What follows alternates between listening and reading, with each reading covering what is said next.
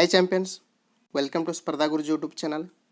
ಈ ಒಂದು ಸೆಷನ್ನಲ್ಲಿ RRB ಗ್ರೂಪ್ ಡಿ 2019ರಲ್ಲಿ ನೋಟಿಫಿಕೇಷನ್ ಆಗಿತ್ತು. ಅದನ್ನು ಎಕ್ಸಾಮನ್ನು 2022ರಲ್ಲಿ ಕಂಡಕ್ಟ್ ಮಾಡಿದರು. ಹಾಗಾಗಿ RRB ಗ್ರೂಪ್ ಡಿ ಕ್ವಶನ್ ಪೇಪರನ್ನು ಡಿಸ್ಕಷನ್ ಮಾಡ್ಕೊತ ಹೋಗೋಣ.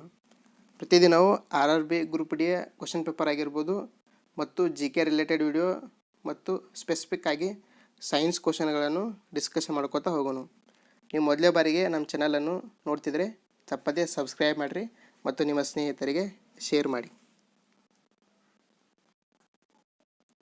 ನೋಡಿ ಸ್ಪರ್ಧಾರ್ಥಿಗಳೇ, ನೀವೆಲ್ಲ RRB ಗ್ರೂಪ್ ಡಿ ಅಪ್ಲಿಕೇಶನನ್ನು ಹಾಕಿದ್ದೀರಂತ ತಿಳ್ಕೊಂಡಿವಿ. ಹಾಗಾಗಿ ಕ್ವಶನ್ ವೈಸ್ ಡಿಸ್ಕಷನ್ ಮಾಡ್ಕೊತಾ ಹೋಗೋಣ. ಮೊದಲೇ ಪ್ರಶ್ನೆ, ಭಾರತವು ಡ್ಯಾಶ್ ಮಾದರಿಯ ಸರ್ಕಾರವನ್ನು ಹೊಂದಿದೆ. ಇಲ್ಲಿ ಸರಿಯಾದ ಉತ್ತರ ಯಾವುದಂದರೆ ಸಂಸದೀಯ ಮಾದರಿಯ ಸರ್ಕಾರವನ್ನು ಭಾರತವು ಒಳಗೊಂಡಿದೆ.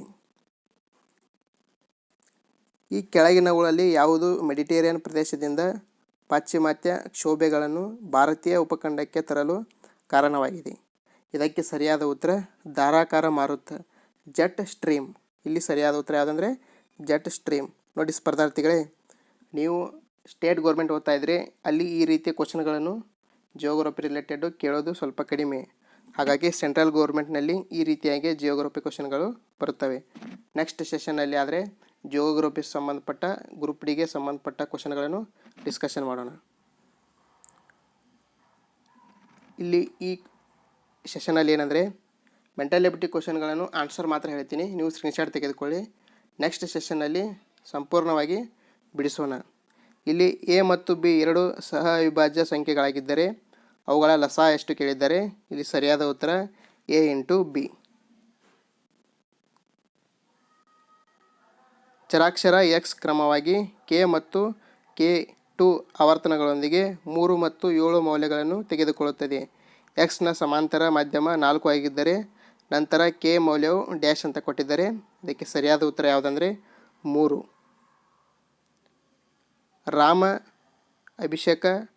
ರಾಮ ಅಭಿಷೇಕನ ನೈಋತ್ಯಕ್ಕಿದ್ದಾನೆ.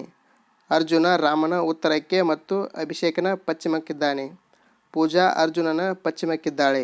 ಅಭಿಷೇಕನು ಯಾವ ದಿಕ್ಕಿನಲ್ಲಿ ಪೂಜಾ ಇರುತ್ತಾಳೆ? ಇದಕ್ಕೆ ಸರಿಯಾದ ಉತ್ತರ ಯಾವುದಂದರೆ ಪಶ್ಚಿಮ ಇಲ್ಲಿ ಸರಿಯಾದ ಉತ್ತರ. ಈ ಕ್ವಶನ್ಗಳನ್ನು ಸ್ಕ್ರೀನ್ಶಾಟ್ ತೆಗೆದುಕೊಳ್ಳಿ, ನೆಕ್ಸ್ಟ್ ಸೆಷನ್ನಲ್ಲಿ ಬಿಡಿಸೋಣ. 8 ಬಾಹುಗಳಿಂದ ಬಹುಭುಜಾಕೃತಿಯ ಆಂತರಿಕ ಕೋನಗಳು 1, 3, 4, 6, 7, 11, 13, 15 ಅನುಪಾತದಲ್ಲಿರುತ್ತವೆ. ಈ ಬಾಹುಬಾಕೃತಿಯಲ್ಲಿರುವ ಅತ್ಯಂತ ದೊಡ್ಡ ಆಂತರಿಕ ಕೋನದ ಅಳತೆಯನ್ನು ಕಂಡುಹಿಡಿ ಎಂದರೆ ಕೇಳಿದ್ದಾರೆ. ಇದಕ್ಕೆ ಸರಿಯಾದ ಉತ್ತರ 270. ನೋಡಿ ಸ್ನೇಹಿತರೆ, ಇಲ್ಲಿ ಮೆಂಟಲ್ ಎಬಿಲಿಟಿ ಕ್ವಶನ್ಗಳನ್ನು ನೀವು ಸದ್ಯಕ್ಕೆ ಸ್ಕ್ರೀನ್ಶಾಟ್ ತೆಗೆದುಕೊಳ್ಳಿ.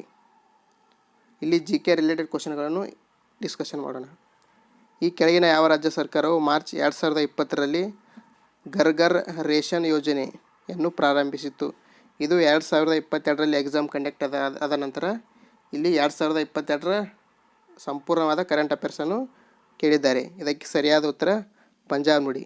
ಹಾಗಾಗಿ ನೀವು 2025ರ ಸಂಪೂರ್ಣ ಕರೆಂಟ್ ಅಫೇರ್ಸನ್ನು ಈಗಿನಿಂದಲೇ ರೆಡಿ ಮಾಡ್ಕೊತಾ ಹೋಗ್ರಿ.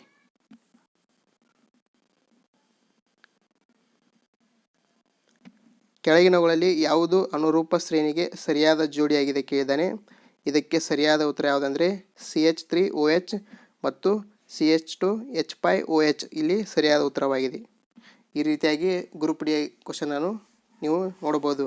10th ಬೇಸ್ ಇರ್ಬೋದು ಕರೆ, ಆದರೂ ಇಷ್ಟು ಟಫ್ ಕ್ವಶನ್ಗಳು ಬಂದೇ ಬರ್ತವೆ, ಯಾಕಂದರೆ ಕಾಂಪಿಟೇಷನ್ ಭಾಳ ಐತ್ರಿ. ಒಬ್ಬ ಆರೋಗ್ಯಕರ ಸಂತಾನೋತ್ಪತ್ತಿ ವ್ಯವಸ್ಥೆಯ ಬೆಳವಣಿಗೆಗಾಗಿ ಹದಿಹರೆಯದವರು ಯಾವ ರೀತಿಯ ಆಹಾರ ಪದ್ಧತಿಗೆ ಅಗತ್ಯವಿದೆ ಕೇಳಿದರೆ ಇಲ್ಲಿ ಸರಿಯಾದ ಉತ್ತರ ಪೌಷ್ಟಿಕಾಂಶ ದೃಷ್ಟಿಯಿಂದ ಉತ್ತಮ ಸಮತೋಲಿತ. ಇದು ಕೂಡ ಸರಿಯಾದ ಉತ್ತರ. ನೀವು ಗೆಸ್ ಮಾಡ್ಬೋದು ಈ ಕ್ವಶನ್ ಕರೆಕ್ಟ್ ಇದೆ ಅಂತ. ನೆಕ್ಸ್ಟ್ ಮೆಂಟಲ್ ಎಬಿಲಿಟಿ ಇದೆ. ಅದಾದ ನಂತರ ಇಲ್ಲಿ GK ಇದೆ. ಈ ಕೆಳಗಿನ ಯಾವ ನಿಯಮವು ಇತರ ಅಂಶಗಳನ್ನು ಸ್ಥಿರವಾಗಿಸಿ ಒಂದು ಅಂಶದ ಪ್ರಮಾಣವನ್ನು ಹೆಚ್ಚಿಸಿದರೆ ಈ ಅಂಶದ ಸೀಮಾಂತ ಉತ್ಪನ್ನವು ಕ್ರಮೇಣ ಕುಸಿಯುತ್ತದೆ? ಇಲ್ಲಿ ಎಕನಾಮಿಕ್ಸ್ ಸಂಬಂಧಪಟ್ಟ ಕ್ವಶನ್ ಕೇಳಿದ್ದಾರೆ. ಇಲ್ಲಿ ಸರಿಯಾದ ಉತ್ತರ ಯಾವುದಂದರೆ ಬದಲಾಗುವ ಅನುಪಾತಗಳ ನಿಯಮ.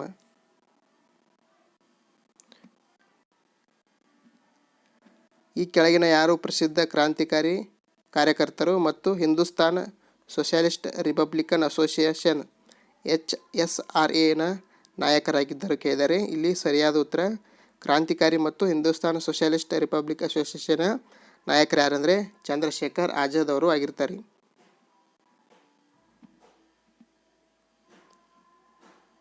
ಮೆಂಟಲ್ ಎಬಿಲಿಟಿ ಕ್ವಶನ್ ಕೂಡ ಜಾಸ್ತಿಯಾಗಿ ಕೇಳ್ತಾ ಇದ್ದಾರೆ. ಸಾಮಾನ್ಯವಾಗಿ ಪ್ರಾಣಿಗಳಿಗೆ ಹೋಲಿಸಿದರೆ ಸಸ್ಯಗಳಿಗೆ ಕಡಿಮೆ ಶಕ್ತಿಯ ಅಗತ್ಯವಿರುತ್ತದೆ. ಇದಕ್ಕೆ ಮುಖ್ಯ ಕಾರಣವೆಂದು ಇಲ್ಲಿ 4 ಆಪ್ಷನ್ಸ್ ಕೊಟ್ಟಿದ್ದಾರೆ. ಅಲ್ಲಿ ಸರಿಯಾದ ಉತ್ತರವನ್ನು ಗೆಸ್ ಮಾಡಬೇಕು. ಮೊದಲನೇದಾಗಿ ಅಂಗಾಂಶಗಳಲ್ಲಿ ದೊಡ್ಡ ಪ್ರಮಾಣದ ಮೃತ ಜೀವಗಳಿರುವುದು, ಚಲನಶೀಲತೆ ಇಲ್ಲದಿರುವುದು, ಸಸ್ಯಗಳು ತಮ್ಮದೇ ಸ್ವಂತ ಆಹಾರವನ್ನು ಸಂಶ್ಲೇಷಿಸುವುದು, ಸಸ್ಯಗಳು ಉಸಿರಾಟದ ಸಮಯದಲ್ಲಿ O2 ಅನ್ನು ಬಿಡುಗಡೆ ಮಾಡುತ್ತವೆ. ಇಲ್ಲಿ ಸರಿಯಾದ ಉತ್ತರ ಯಾವುದಂದರೆ ಎ ಮತ್ತು ಬಿ. ಅಂಗಾಂಶಗಳಲ್ಲಿ ದೊಡ್ಡ ಪ್ರಮಾಣದ ಮೃತ ಜೀವಗಳಿರುತ್ತವೆ, ಅದಾದ ನಂತರ ಚಲನಶೀಲತೆ ಇಲ್ಲದಿರುವುದು. ಇಲ್ಲಿ ಸಾಮಾನ್ಯವಾಗಿ ಪ್ರಾಣಿಗೆ ಹೋಲಿಸಿದರೆ ಸಸ್ಯಗಳಿಗೆ ಕಡಿಮೆ ಶಕ್ತಿಯ ಅಗತ್ಯವಿರುತ್ತದೆ. ಬ್ಲಾಕ್ ಪಂಚಾಯಿತಿ ಸಮಿತಿಯ ಅಧ್ಯಕ್ಷರನ್ನು ಇವರು ನೇಮಕ ಮಾಡುತ್ತಾರೆ. ಇಲ್ಲಿ ಬ್ಲಾಕ್ ಪಂಚಾಯಿತಿ ಅಂದರೆ ತಾಲೂಕು ಪಂಚಾಯಿತಿ ಸಮಿತಿಯ ಅಧ್ಯಕ್ಷರನ್ನು ಯಾರು ನೇಮಕ ಮಾಡ್ತಾರೆ ಅಂದರೆ ಸಮಿತಿಯ ಸದಸ್ಯರು ಏನಿರ್ತಾರಲ್ಲ ಅವರೇ ಒಬ್ಬರು ತಾಲೂಕು ಸಮಿತಿಯ ಅಧ್ಯಕ್ಷರನ್ನು ನೇಮಕ ಮಾಡ್ತಾರೆ. ಕೆಳಗಿನ ಯಾವ ಗುಂಪು ಮತ್ತು ಆವರ್ತದಲ್ಲಿ ಇಂಗಾಲ ಸ್ಥಾನ ಹೊಂದಿದೆ? ಇಲ್ಲಿ ಸರಿಯಾದ ಉತ್ತರ ಗುಂಪು 14 ಮತ್ತು ಆವರ್ತ 2. ಭಾರತದ 2011ರ ಜನಗಣತಿಯ ಪ್ರಕಾರ ಡ್ಯಾಶ್ ವು ಇತರ ರಾಜ್ಯಗಳಿಗಿಂತ ಅತಿ ಹೆಚ್ಚು ಸಂಖ್ಯೆಯ ಕ್ರಿಶ್ಚಿಯನ್ನರನ್ನು ಹೊಂದಿದೆ. ಇಲ್ಲಿ ಸರಿಯಾದ ಉತ್ತರ ಯಾವುದಂದರೆ ಕೇರಳ. ನೋಡಿ ಸ್ಪರ್ಧಾರ್ಥಿಗಳೇ, ನೀವು ಯಾವುದಾದ್ರೂ ಸೆಂಟ್ರಲ್ ಗೌರ್ಮೆಂಟ್ ಎಕ್ಸಾಮ್ ಬರೆದ್ರೆ ಅಲ್ಲಿ 2011ರ ಜನಗಣತಿ ಪ್ರಕಾರ ಒಂದು ಕ್ವಶನ್ 100% ಆಗಿ ಕೇಳ್ತಾರೆ. ಶಾಸ್ತ್ರೀಯ ತಮಿಳಿನ ಉತ್ಕರ್ಷಣ ಕೇಂದ್ರವನ್ನು ಡ್ಯಾಶ್ ರಲ್ಲಿ ಮೈಸೂರಿನಿಂದ ಚೆನ್ನೈಗೆ ಸ್ಥಳಾಂತರಿಸಲಾಯಿತು. ಇಲ್ಲಿ ಸರಿಯಾದ ಉತ್ತರ ಯಾವುದಂದರೆ 2008. ಇಲ್ಲಿ ಸರಿಯಾದ ಉತ್ತರ. ಅಡುಗೆ ಸೋಡಾದ ವೈಜ್ಞಾನಿಕ ಹೆಸರೇನು? ಅಡುಗೆ ಸೋಡಾ ಇದನ್ನು ಯಾವ ರೀತಿಯಾಗಿ ನೆನಪಿಟ್ಕೋಬೇಕಂದ್ರೆ ಅಡುಗೆ ಮಾಡಾಗ ಎಲ್ಲರೂ ಬೈತಾರೆ, ಹಾಗಾಗಿ ಸೋಡಿಯಂ ಬೈ ಕಾರ್ಬೋನೇಟ್ NaHCO3 ಈ ಕೋಡ್ ಕೂಡ ನೆನಪಿಟ್ಕೊಳ್ರಿ. NaHCO3 ಅಡುಗೆ ಸೋಡಾ ಅಂದರೆ ಏನು ನೆನಪಿರಬೇಕು? ಎಲ್ಲರೂ ಬೈತಾರೆ ಅಡುಗೆ ಮಾಡಾಗ, ಹಾಗಾಗಿ ಸೋಡಿಯಂ ಬೈ ಕಾರ್ಬೋನೇಟ್.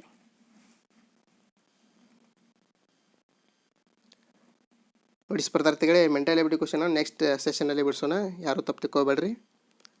ಈಗ ಈ ಸೆಷನಲ್ಲಿ GK ಬಗ್ಗೆ ಸ್ವಲ್ಪ ಮಾಹಿತಿ ಇರಲಿ ಅಂತ GK ಕ್ವಶನ್ಗಳನ್ನು ಡಿಸ್ಕಷನ್ ಮಾಡೋಣ. ಭಾರತೀಯ ಅಂಕಿಅಂಶಗಳ ಸಂಸ್ಥೆಯನ್ನು ಸ್ಥಾಪಿಸಿದವರು ಮತ್ತು ಭಾರತದಲ್ಲಿ ಆಧುನಿಕ ಅಂಕಿಅಂಶಗಳ ಪಿತಾಮಹ ಯಾರಂತ ಕೇಳಿದ್ದಾರೆ. ಇಲ್ಲಿ ಸರಿಯಾದ ಉತ್ತರ ಪ್ರಶಾಂತ್ ಚಂದ್ರ ಮಹಾಲನೋಬಿಸ್ ಅವರು ಭಾರತದಲ್ಲಿ ಅಂಕಿಅಂಶ ಸಂಸ್ಥೆಯನ್ನು ಸ್ಥಾಪಿಸಿದರು, ಹಾಗಾಗಿ ಅವರನ್ನು ಅಂಕಿಅಂಶ ಸಂಸ್ಥೆಯ ಪಿತಾಮಹ ಕೂಡ ಎಂದು ಕರೀತಾರೆ.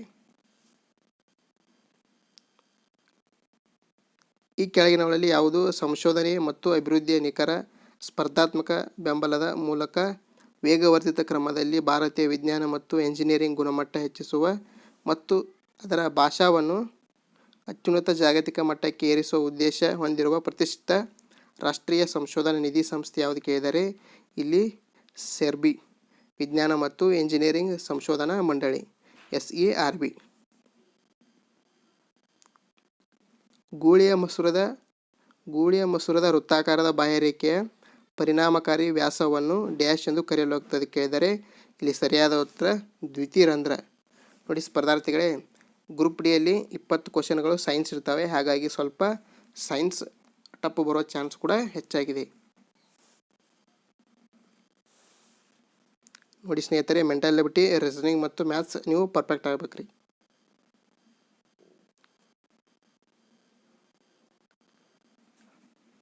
ಕೆಳಗಿನ ಯಾವ ಕ್ರಿಯೆಯು ಸ್ನಾನಪಲ್ಲಟ ಕ್ರಿಯೆಗೆ ಉದಾಹರಣೆಯಾಗಿದೆ?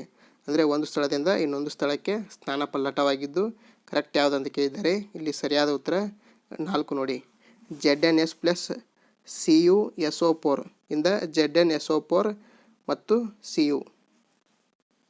ಇದು ಸರಿಯಾದ ಉತ್ತರ ಸ್ನಾನಪಲ್ಲಟ.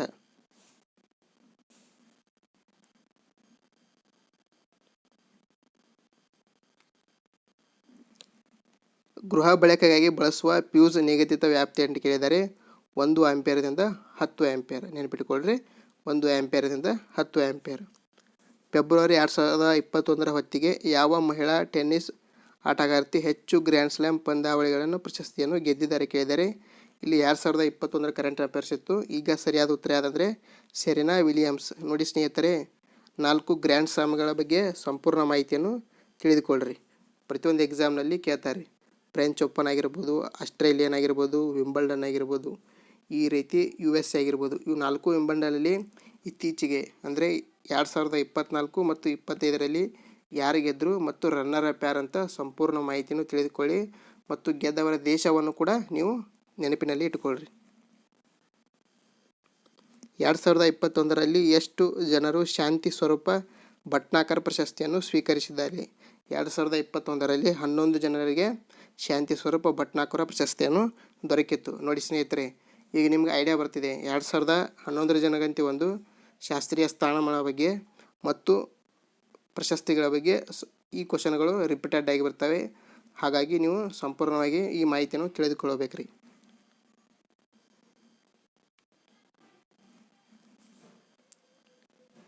ಇದು ಐಸಿ ಕ್ವಶನ್ ಇದೆ. ಭಾರತೀಯ ಸಂಸತ್ತಿನ ಪಾತ್ರವನ್ನು ಬೆಂಬಲಿಸಿದ ಆಯ್ಕೆ ಮಾಡಿ ಅಂತ ಕೇಳಿದರೆ ಇಲ್ಲಿ ಸರಿಯಾದ ಉತ್ತರ ಏನಂದರೆ ಸರ್ಕಾರದ ವಿವಿಧ ಹಂತಗಳ ನಡುವಿನ ವಿವಾದಗಳನ್ನು ಬಗೆಹರಿಸಲು ಮತ್ತು ತೀರ್ಮಾನಗಳನ್ನು ಮಾಡಲು ಸಂಸತ್ತು ಒಂದು ಪಾತ್ರ ವಹಿಸುತ್ತದೆ.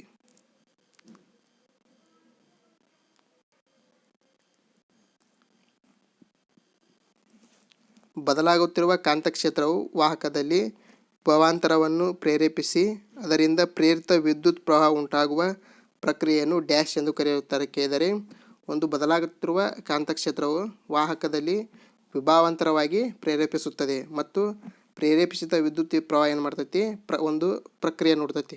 ಆ ಪ್ರಕ್ರಿಯೆ ಯಾವುದಂದರೆ ವಿದ್ಯುತ್ ಕಾಂತೀಯ ಪ್ರೇರಣೆಯ ಈ ಪ್ರಕ್ರಿಯೆ ಆಗಿದೆ. ವಿದ್ಯುತ್ ಕಾಂತೀಯ ಪ್ರೇರಣೆ.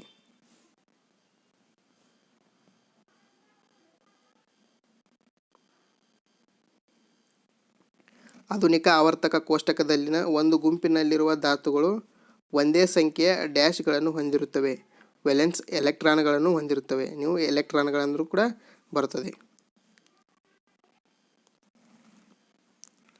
ಈ ಕೆಳಗಿನ ಯಾವ ನಗರವು ಗಂಗಾ ನದಿಯ ದಡದ ಮೇಲಿಲ್ಲ? ಏನು ಕೇಳಿದ್ದಾರೆ ನೋಡಿ ಸ್ನೇಹಿತರೆ, ಮೇಲಿಲ್ಲ. ನೀವು ಮೇಲಿದೆ ಅಂತ ತಿಳ್ಕೊಬೇಡ್ರಿ, ಮೇಲಿಲ್ಲ. ಹರಿದ್ವಾರ ಆಗಿರ್ಬೋದು, ಕಾನ್ಪುರ ಆಗಿರ್ಬೋದು, ಪಾಟ್ನಾ ಇವು ಗಂಗಾ ನದಿಯ ದಡದಲ್ಲಿ ಕಂಡುಬರುತ್ತವೆ. ಲಕ್ನೋವು ಯಾವುದೇ ರೀತಿಯ ಗಂಗಾ ನದಿಯ ದಂಡೆ ಮೇಲೆ ಕಂಡುಬರುವುದಿಲ್ಲ.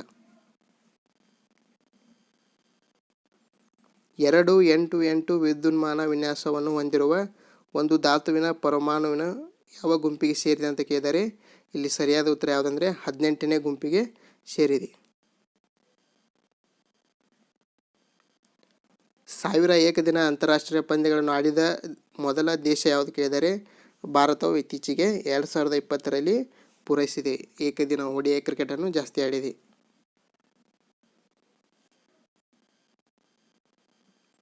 ವಿದ್ಯುತ್ ಮಂಡಲಗಳಲ್ಲಿ ವಿದ್ಯುತ್ ಪ್ರವಾಹದ ಹರಿವಿನಿಂದ ನಷ್ಟಗಳು ಡ್ಯಾಶ್ ರೂಪದಲ್ಲಿ ಉಂಟಾಗುತ್ತವೆ ಕೇಳಿದರೆ ವಿದ್ಯುತ್ ಮಂಡಲದಲ್ಲಿ ವಿದ್ಯುತ್ ಪ್ರವಾಹದ ಹರಿವಿನಿಂದ ನಷ್ಟಗಳು ಏನಂದರೆ ಶಾಖದ ಮುಖಾಂತರ ಉಂಟಾಗುತ್ತವೆ. ಇಲ್ಲಿ ಸರಿಯಾದ ಉತ್ತರ ಶಾಖ.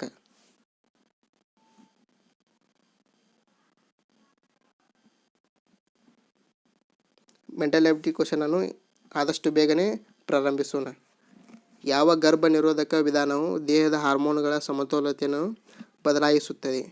ಇಲ್ಲಿ ಮಾತ್ರೆಗಳ ಸೇವನೆ ಅಂದರೆ ಟ್ಯಾಬ್ಲೆಟ್ಗಳ ಅತಿ ಹೆಚ್ಚು ಸೇವನೆಯಿಂದ ಗರ್ಭ ನಿರೋಧಕ ವಿಧಾನವು ದೇಹದ ಹಾರ್ಮೋನುಗಳ ಸಮತೋಲನತೆಯನ್ನು ಬದಲಾಯಿಸುತ್ತದೆ. ನೋಡಿ ಸ್ನೇಹಿತರೆ, ಈ ರೀತಿಯಾಗಿ ಸೈನ್ಸ್ ಕ್ವಶನ್ಗಳು ಸ್ವಲ್ಪ ಡಿಫ್ರೆಂಟ್ ಬರ್ತವೆ. ಸ್ಟೇಟ್ ಗೌರ್ಮೆಂಟ್ಗಿಂತ ಹೆಚ್ಚು ಡಿಫ್ರೆಂಟ್ ಬರ್ತವೆ. ದೇವಪ್ರಯಾಗದಲ್ಲಿ ಉತ್ತರಾಖಂಡ ಈ ಕೆಳಗಿನ ಯಾವ 2 ನದಿಗಳ ಸಂಗಮದಿಂದ ಗಂಗಾ ನದಿ ಉಂಟಾಗುತ್ತದೆ? ಅಲಕಾನಂದನ ಮತ್ತು ಭಗೀರಥಿ ನದಿಯಿಂದ ದೇವಪ್ರಯಾಗವು ಉಂಟಾಗುತ್ತದೆ. ಆ ಪ್ರಯಾಗಗಳನ್ನು ನೆನಪಿಟ್ಟುಕೊಳ್ಳ್ರಿ. ದೇವಪ್ರಯಾಗ, ಕರ್ಣಪ್ರಯಾಗ, ಈ ರೀತಿಯಾಗಿ 5 ಪ್ರಯಾಗಗಳನ್ನು ಕೂಡ ನೀವು ನೆನಪಿಟ್ಟುಕೋಬೋದು. ಯಾವ ನದಿಯಿಂದ ಯಾವ ನದಿಗೆ ಉತ್ಪನ್ನ ಆಗುತ್ತದೆ ಅಂತ ನಿಮಗೂ ತಿಳಿದು ಬರುತ್ತದೆ. ಇಲ್ಲಿ ಸರಿಯಾದ ಉತ್ತರ ಯಾವುದಂದರೆ ಅಲಕಾನಂದನ ಮತ್ತು ಭಾಗೀರಥಿ. ಇದು 2021 ಕರೆಂಟ್ ಅಫೇರ್ಸ್ ಆಗಿತ್ತು. ಸ್ವಲ್ಪ ತಿಳಿದುಕೊಳ್ಳಿ. ನೀರನ್ನು ಆಮ್ಲಜನಕ ಮತ್ತು ಹೈಡ್ರೋಜನ್ ಅನಿಲವಾಗಿ ವಿಭಜಿಸಲು ವಿದ್ಯುತ್ ಬಯಸುವ ಪ್ರಕ್ರಿಯೆಯನ್ನು ಡ್ಯಾಶ್ ಎಂದು ಕರೆಯುತ್ತಾರೆ ಕೇಳಿದರೆ ಇಲ್ಲಿ ಸರಿಯಾದ ಉತ್ತರ ಯಾವುದಂದರೆ ನೀರಿನ ದ್ಯುತಿ ವಿಭಜನೆ. ನೀರಿನ ದ್ಯುತಿ ವಿಭಜನೆ. ಯಾವ ಅವಧಿಯಲ್ಲಿ ವಾತಾವರಣದಲ್ಲಿ ಓಜೋನ್ ಪ್ರಮಾಣವು ತೀವ್ರವಾಗಿ ಕುಸಿಯಲು ಪ್ರಾರಂಭಿಸುತ್ತದೆ ಕೇಳಿದರೆ 1980ರ ದಶಕದಲ್ಲಿ ಓಜೋನ್ ಪ್ರಮಾಣವು ತೀವ್ರವಾಗಿ ಕಡಿಮೆ ಆಗುತ್ತಾ ಬಂದಿದೆ. ನೋಡಿ ಸ್ಪರ್ಧಾರ್ಥಿಗಳೇ, ಈ ಸೆಷನಲ್ಲಿ ನಾವು ಟೋಟಲ್ ಆಗಿ ಕ್ವಶನ್ ಪೇಪರ್ಗಳನ್ನು ನೋಡ್ಕೊತಾ ಇದ್ದೀವಿ. ನೆಕ್ಸ್ಟ್ ಸೆಷನಲ್ಲಿ ಸಪ್ರೇಟ್ ಆಗಿ ಚಾಪ್ಟರ್ ವೈಸ್ಗಳನ್ನು ಡಿಸ್ಕಷನ್ ಮಾಡೋಣ. ಅವಾಯವಿಕ ಉಸಿರಾಟದ ಈ ಕೆಳಗಿನ ಹಂತವನ್ನು ಪೂರ್ಣಗೊಳಿಸಿ. Glucose C6H12O6 dash plus carbon dioxide plus ATP ಅಡಿನೋ try phosphate. ಇಲ್ಲಿ ಸರಿಯಾದ ಉತ್ತರ ಯಾವುದಾದ್ರೆ ಎಥನಾಲ್ C2H5OH. ಯಾವ ಪ್ರಕ್ರಿಯೆಯಿಂದಾಗಿ ನಾವು ವಾಷಿಂಗ್ ಸೋಡಾವನ್ನು ಪಡೆಯುತ್ತೇವೆ?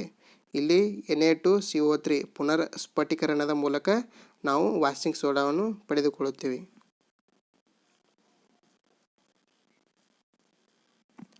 ಕೆಳಗಿನ ಯಾವುದು ಮಾನವನ ರಕ್ತದ ಉತ್ಪತ್ತಿಗೆ ಅವಶ್ಯಕವಾಗಿದೆ ಅಂತ ಕೇಳಿದರೆ ಇಲ್ಲಿ ಸರಿಯಾದ ಉತ್ತರ ಕಬ್ಬಿಣ. ರಕ್ತದಲ್ಲಿ ಕೂಡ ಕಬ್ಬಿಣ ಕಂಡುಬರುತ್ತದೆ, ಹಿಮೋಗ್ಲೋಬಿನ್.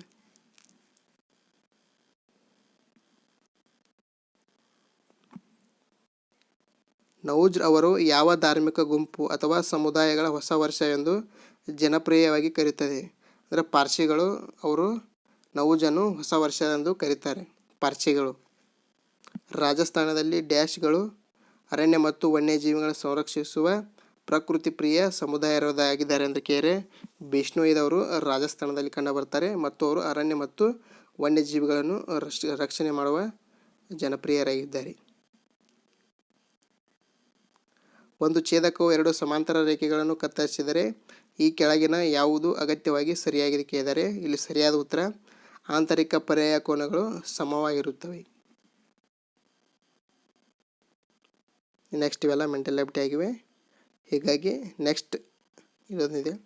ಭಾರೀ ವ್ಯಾಯಾಮದ ಸಮಯದ ಶಕ್ತಿಯು ಬೇಡಿಕೆಯು ಅಧಿಕವಾಗಿದ್ದಾಗ ಹಾಗೂ ಶಕ್ತಿಯನ್ನು ಉತ್ಪಾದಿಸಲು ಆಮ್ಲಜನಕದ ಪೂರೈಕೆಯು ಸೀಮಿತವಾಗಿರುವಾಗ ಸ್ನಾಯುಕೋಶಗಳು ಲ್ಯಾಕ್ಟಿಕ್ ಆಮ್ಲದ ರಚನೆಯನ್ನು ತೋರಿಸುತ್ತವೆ. ನೋಡಿ ಸ್ಪರ್ಧಾರ್ಥಿಗಳೇ, ಈ ಮಾಹಿತಿ ಇಷ್ಟವಾದರೆ ನಿಮ್ಮ ಸ್ನೇಹಿತರಿಗೆ ಶೇರ್ ಮಾಡಿ. ಅದೇ ರೀತಿ ಚಾನಲನ್ನು ತಪ್ಪದೇ ಸಬ್ಸ್ಕ್ರೈಬ್ ಮಾಡಿ. ಮುಂದಿನ ಸೆಷನ್ನಲ್ಲಿ ಸೈನ್ಸ್ ಚಾಪ್ಟರ್ ವೈಸ್ ಕ್ವಶನ್ಗಳನ್ನು ಡಿಸ್ಕಷನ್ ಮಾಡೋಣ. ಧನ್ಯವಾದಗಳು.